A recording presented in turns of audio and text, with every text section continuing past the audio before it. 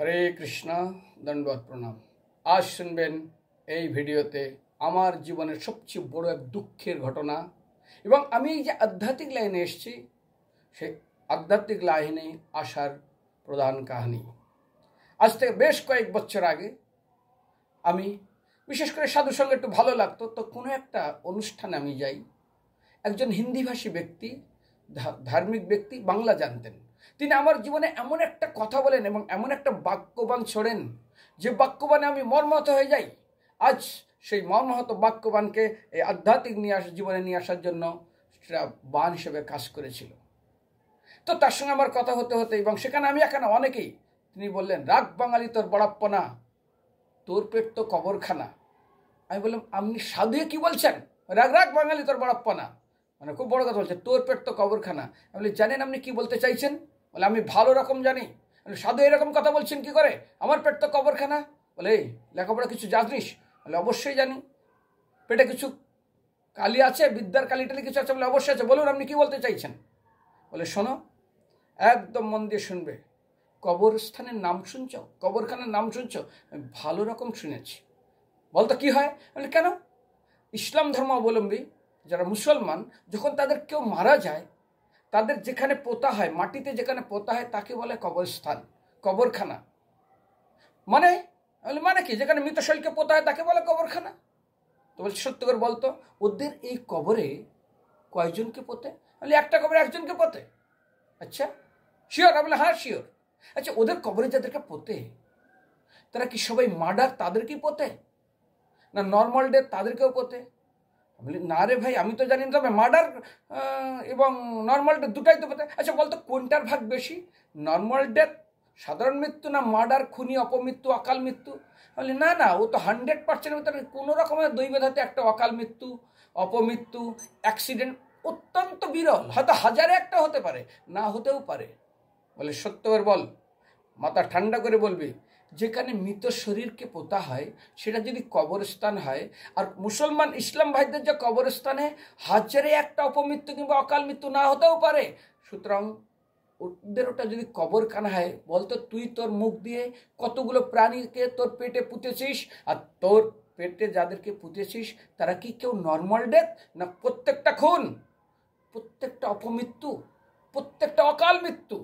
বল কোনটা খতরনাক কবরস্থান, তোরটা না ওদেরটা? ওদের তো হাজারে একটা হয়তো, কিন্তু তোরটা মুখ দিয়ে যতগুলো সবটা তো প্রত্যেকটা তো খুন, অকাল মৃত্যু, অপমৃত্যু।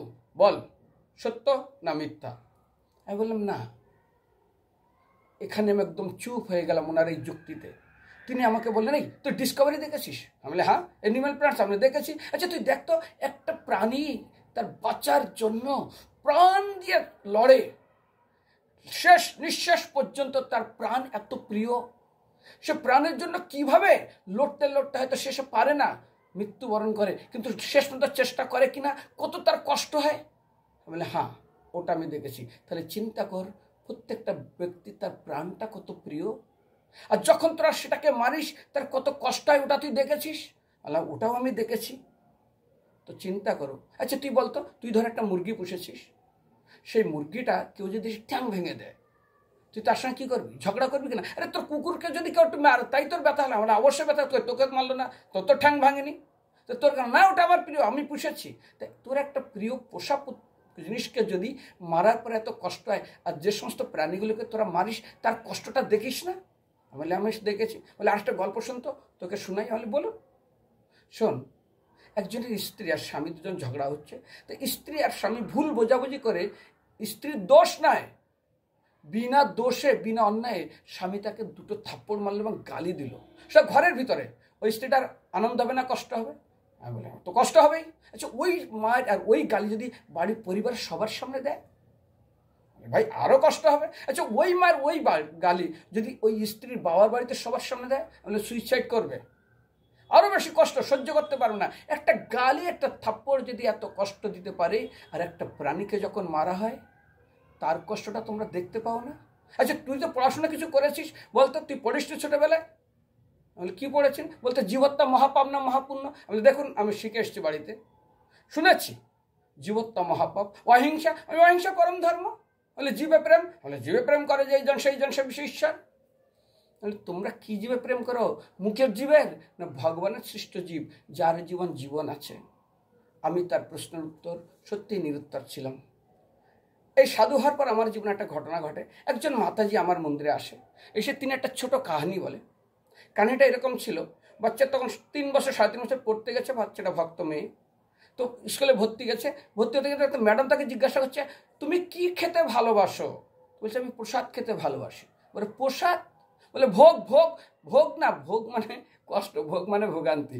নৈবেদ্য বলা হয়, ভগবানকে ভোগ লাগানোর পরকে বলা হয় প্রসাদ, আর লাগানো আগেকে বলা হয় ভোগ। যেমন বলে এটা ভোগে লাগেনি, ভোগে লাগুক। আমাদের মন্দিরে এসে বলে প্রভু ভোগ পাওয়া যায় না, ভোগ। আমি ভোগ মানে দুর্গতি, ভোগ মানে কষ্ট, খুব ভুগছে, রুগে ভুগে মরছে, ছেলে ভোগাচ্ছে, মেয়ে ভোগাচ্ছে, রোগে ভোগাচ্ছে, হ্যাঁ ওটা ভোগ বলবে না, নৈবেদ্য। ঠিক আছে, প্রসাদ।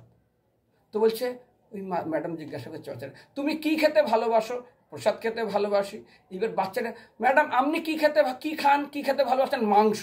যেই বলছে মাংস, সঙ্গে সঙ্গে বাচ্চাটা চেয়ার থেকে দ্রোম করে লাফিয়ে পড়ে দৌড়াচ্ছে, মা মা মা বাঘ বাঘ, বাঘে মাংস খায়। আরে ছোট বাচ্চা পড়েছে ওই বইয়ে, বাঘে মাংস খায়, হিংস্র প্রাণী।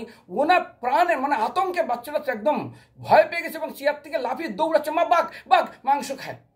তখন ওই ম্যাডাম ওই বাচ্চার ওই আতঙ্কযুক্ত মুখটা দেখে সারা জীবনের মতন তিনি আমিষ ছেড়ে দেন। ওই বাচ্চাটার মা বাচ্চাটাকে নিয়ে এসে মন্দিরে আমাকে এই কথা বলেন। ঠিক সেরকমই তো আমাদের শাস্ত্রে খুব সুন্দরভাবে বর্ণনা করা হয়েছে। বিশেষ করে গোকর্ণ এবং ধুন্ধুকারী কাহিনী ভাগবতমে দেখবেন 11 স্কন্ধের 5ম অধ্যায় 15 নম্বর শ্লোক, দিশন্ত পরকায়সু স আত্মানম হরিশ্বর মৃত্যুকে স অনুবন্ধে অস্মিন বদ্ধস্ন পতন্তি অদহ। স্ত্রীপুত্রাদি যুক্ত সবতুল্য নিজের দেহের প্রতি আসক্ত মানুষরা পর দেহস্থিত সমস্ত জীবাত্মাদের প্রতি হিংসা করে, হত্যা করে, তারা অবশ্যই নরকগামী হবে, তাদের অবশ্যই পাপে পরিণত, তারা পাপিষ্ট পাপকর্ম হিসাবে তাদের পাপিষ্টভাবে পরিগণিত করা হয়। দ্বিতীয়ত আরেকটা শ্লোক যেখানে বলা হয়েছে গোকর্ণ এবং ধুন্ধুকারীর, লোকানং হিংসাকহ চ অহং স্ত্রীবি দুঃখেন মারিত অত প্রেতত্তম আপনই দুর্দশাচ্ছ বহমহম। জনসাধারণ এবং নিরীহ প্রাণীদের প্রতি অনার্থক যারা হিংসা করে, নিজ স্ত্রী এবং পরস্ত্রী স্ত্রীদের প্রতি যারা দুঃখদায়ী ব্যবহার করে, বাইরে তাদেরকেও ভালো গতি হয় না। দূতংচ মাংসংস সুরংস বেশ্যা হিংসংসচর্য পরদর সেবা এতানিশ পব্যসনানি লোকে ঘোরং ঘরতি লোকঙ্গমন্তি। দ্রুতক্রিয়া, মাংস আমিষাহার, সুরা নেশাকর এবং বেশ্যা অবৈধ মেলামেশা, এগুলোকে বলা হয় পাপ কার্য। দ্বিতীয়ত আমরা শ্রীমদ্ ভাগবতমে 1ম স্কন্ধের 17 অধ্যায়ে পরীক্ষিত মহারাজ এবং কলি দুজনের যখন কথা হয় আমরা শুনবেন। 1ম স্কন্ধের 17 অধ্যায়ের 38 নম্বর শ্লোক, অভ্যর্থিত তদা তস্মৈ স্থানানি কলয়দূত দূতং পরং স্ত্রং শূন্য যত্র অধর্ম চতুর্বিবদঃ। দ্রুতক্রিয়া, নেশা, আমিষ এবং অবৈধ সঙ্গ, এর ভিতরে কলি স্বয়ং প্রবেশ করেন। সেই জন্য ওই সাধুকে আমি হাজারবার দণ্ডবাদ করি, যিনি আজ আমাকে এই ভক্তির লাইনে নিয়ে এসেছিলেন। ওই দিন থেকে আমি প্রতিজ্ঞা করেছিলাম যে এই সাধু আমাকে সত্যি, তার সঙ্গে আমি ঝগড়াও করেছিলাম, আর তার জন্য আজ আমি আধ্যাত্মিক লাইনে নিয়ে এসেছি। কারণ আমি জানি ভাই, পর দুঃখকে আমাদের শাস্ত্র বলে পর দুঃখে দুঃখী সদা মিথ্যাবাসী পর দুঃখ সুখকর। সেই জন্য চেষ্টা করি পরে পেটটাকে যাতে কবরখানা না বানাতে হয়। সেই দিন থেকে আমি এই লাইনে আসার জন্য প্রতিজ্ঞাবদ্ধ হই এবং এই সাধুর বাক্যবানকে আজ আমাকে এতদূর নিয়ে এসছে। হরে কৃষ্ণ, সবাইকে ধন্যবাদ।